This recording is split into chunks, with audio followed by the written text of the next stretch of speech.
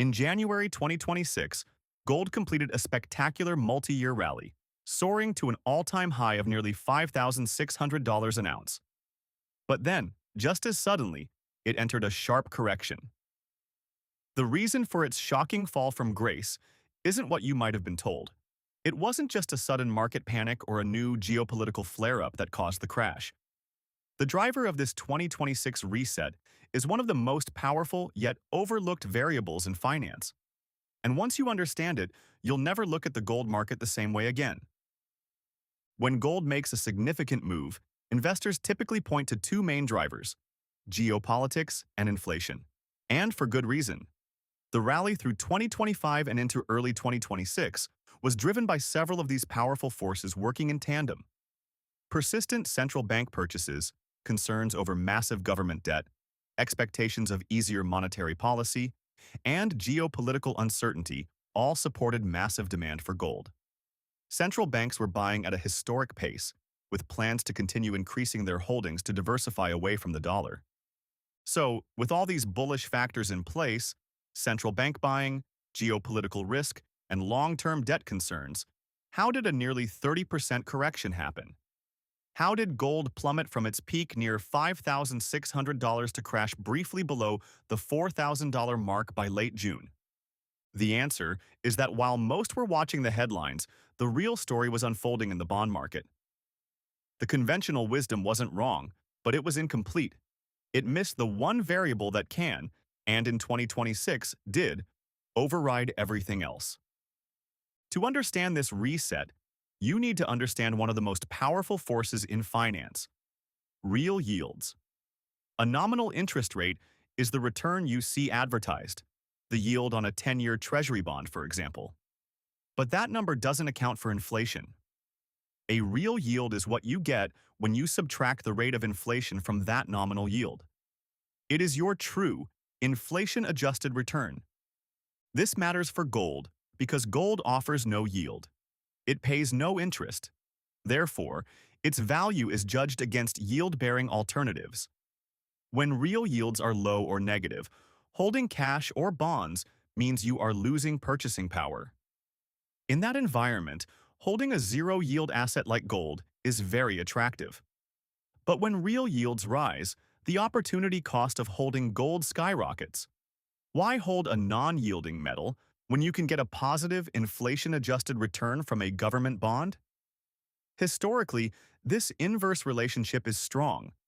Some studies suggest a 1% rise in real yields can lead to a significant double-digit decline in gold's price. So, what caused real yields to suddenly surge and trigger this correction? The answer lies with the world's most powerful financial institution, the U.S. Federal Reserve. The market began the year expecting a more dovish policy, but that quickly changed. The appointment of a new, hawkish Fed chairman, Kevin Warsh, signaled an unwavering commitment to crushing inflation. This change in tone had an immediate and dramatic effect. Bond markets, which had been anticipating future rate cuts, were forced into a rapid repricing. Nominal yields on Treasury bonds surged as investors demanded higher returns to compensate for the new, higher-for-longer outlook. Simultaneously, this decisive policy stance boosted confidence in the U.S. dollar, making gold more expensive for foreign buyers and further dampening demand. The rise in nominal yields was so sharp that real yields, the key driver, began to climb aggressively, violently reversing the tailwind that had pushed gold to its peak. With the stage set, the reset unfolded with speed. After peaking in January, gold began to slide. The second quarter of 2026 was gold's worst since 2013, with the price falling around 16%. The narrative was still confused, with some pointing to geopolitical escalations in the Middle East. But while the conflict did cause an oil price shock, that shock only reinforced expectations of a hawkish Fed, ultimately hurting gold more than helping it. The selling started as a trickle, then became a flood. As real yields continued to rise, large institutional investors and hedge funds, who are highly sensitive to these shifts, were the first to act. Leveraged traders were forced to liquidate, accelerating the decline. By late June, the price crashed below the psychological $4,000 mark, finding a floor near $3,943. This wasn't a collapse of the fundamental case for gold.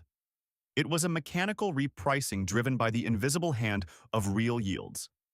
The price eventually stabilized, with long-term investors like central banks seeing the drawdown as a buying opportunity, recognizing the long-term drivers hadn't disappeared. This 2026 reset provides critical lessons for any serious investor. The market is now divided between two types of participants. Short-term traders see gold primarily as a real yield and dollar trade, watching incoming inflation data and Fed announcements. They are focused on the key technical support zone around $3,950 to $4,000.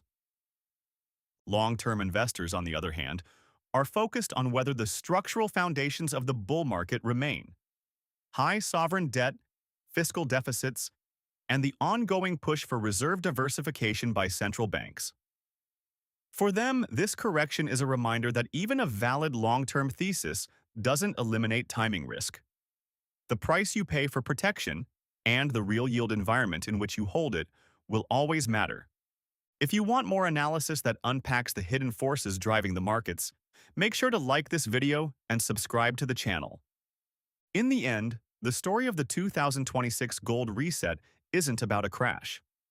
It's about clarity. It reveals that the price of gold is not just a reflection of fear or greed, it's a finely tuned calculation of opportunity cost and monetary policy.